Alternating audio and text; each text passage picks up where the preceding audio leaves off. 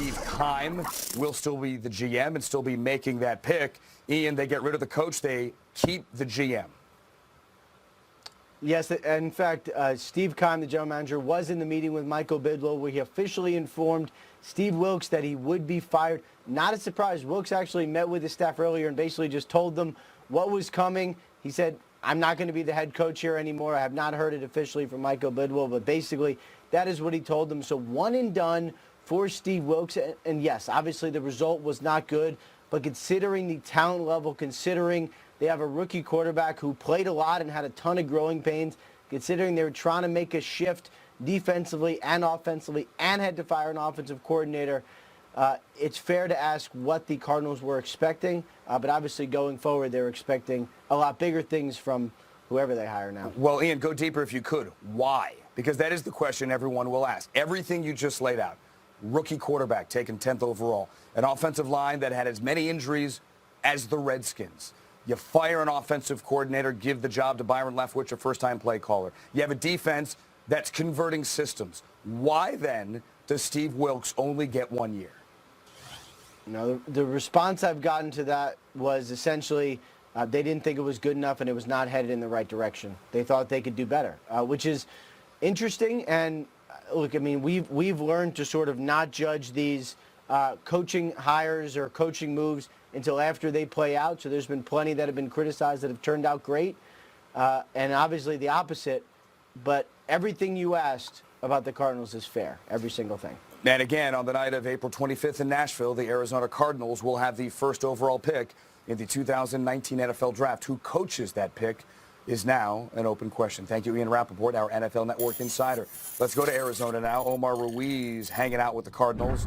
He's not actually hanging out. They're inside the building, but with the Cardinals after they actually, Omar, gave a pretty good fight yesterday and almost beat the Seahawks. What's going on in that building behind you? Well, interesting, the word that Ian just described right now, and that's how Patrick Peterson described this season. Obviously one that could be described as frustrating. Now, this is frustration that built early in the year. We obviously saw them part ways with Mike McCoy, their offensive coordinator, earlier this year, and that offense never really finding its rhythm. We just got out of the locker room, a lot of the players making their case why Steve Wilks should have been brought back. We heard Larry Fitzgerald and Patrick Peterson the last couple of weeks state their case that they would want Steve Wilks back, essentially to give him a chance to apply the lessons that he might have learned from this disappointing year. But I remember speaking with owner Michael Bidwell earlier this season when there was such reason for optimism earlier in the year, but he told me they had to start winning, and those wins never really came. And that was all before they lost to the Broncos some 40-10 on Thursday Night Football. They would eventually lose to the Chargers by a similar score. 6 games this season, Andrew, they lost by more than 2 scores. So they weren't competitive in so many of their games this season. One of the most underperforming, if not the worst, offensive football, obviously adding to the frustration here. No word yet on who their next coach might be, but Michael Bidwell and Steve Keim will address the media here at 11 o'clock local. We'll get more from them later in the morning. Yeah, from offensive perspective, only twice all season in 16 games do the Cardinals have more than 300 yards of total offense. Granted, banked up offensive line and a rookie quarterback. Thank you, Omar Ruiz, live there in Arizona as we await to hear from the owner and the GM. Rhett? 2-0 in those games, by the way, Andrew, that they went over 300 total yards on offense. Few and far between, but clearly that's part of the formula. So, you know, I find it somewhat interesting that in the 8 vacancies that we're talking about here, no GM vacancies. Exactly. And look, Red, that's the issue. I mean, these GMs who are firing these coaches after a year or 2 years, why aren't they being put under the microscope? Whether it's ownership maybe who forced these hires on these general managers, maybe that's the case. But, you know, I spoke to someone yesterday who's a personnel person for an NFL team who basically said it's not so much the firing process or the hiring process, but the support process. You're going to hire somebody and then get rid of them after a year or 2. What about allowing them some of the support, giving them patience? Yeah, patience, but giving them some of the tools to work with. Now, everything I've heard about what's going on with Steve Wilks is they recognized at a point during the season it wasn't working with the players in him, it wasn't working with people in the front office in him. They knew that a parting of the waves was coming. Maybe it's best for both parties right here. But we're seeing it league-wide. I mean, again, some of the people making the hiring still being allowed to make other hires is mind-boggling to me. I don't like the one and done as a rule. Yeah. And if it's a bad fit, it's a bad fit. You know, we've heard Larry Fitzgerald and others stick up for Steve Wilks. You think about Arizona, first of all. Todd Bowles was there, very highly regarded as a defensive coordinator. Marvin Lewis has a home there, and there have been some talk of him going there before. So I wonder if that will be part of the consideration. But, I just one and done just rubs me the wrong way usually when it's a highly regarded minority candidate who finally gets a shot, inheriting a really bad situation where the GM was actually suspended, which is not ideal going into the season. I don't know exactly what went down there, but it is regrettable. How much of it has to do with the fact that you've got second-year quarterback coming in here, and either you realize you don't want to waste a couple of years here, you want to get the guy that makes the most sense for the quarterback, and you've got the number one pick again this year? Well, I think that's part of it. First of all, I feel like we need to say, too, we all know all these guys around the league. And to move your family and thinking you're going to be a place for a long period of time after 1 year. It's not just these coaches. And the staff. It's kids in school and all that stuff. So I want to make sure that we're sensitive to that because that's a tough situation. But when you look at this Arizona spot going forward, Rhett, you mentioned they have the first overall pick. Yeah.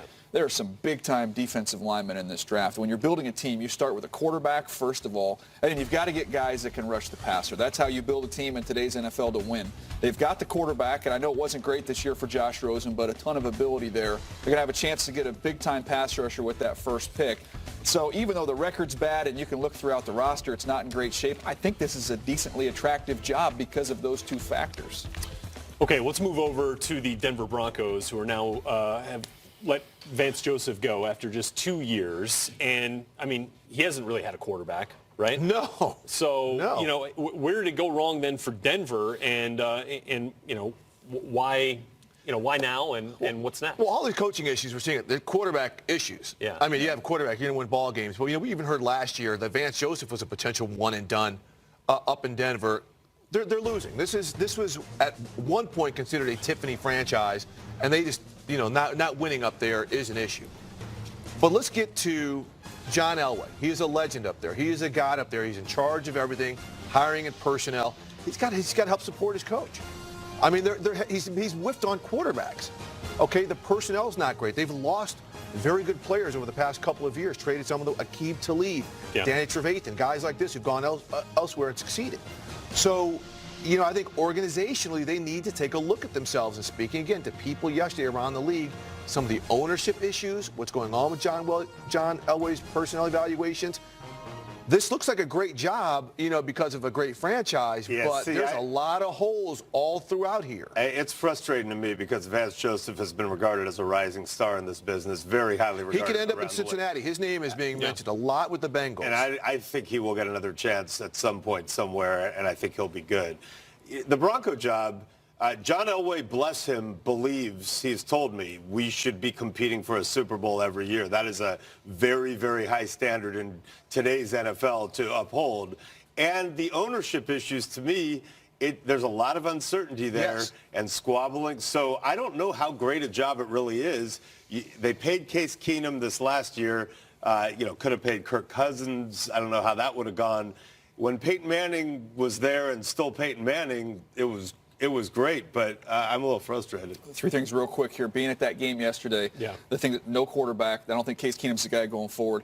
When your general manager is coming off the field in pregame, John Elway's signing autographs for everybody. He's still the most popular guy in that town. And then the third thing, that stadium was not full. It was not energized. There was not a lot of life in that building. Right, and so that, can also influence a change as well. So the Broncos and Cardinals are without head coaches, and so that was 4 now this morning, 8 total coaching vacancies.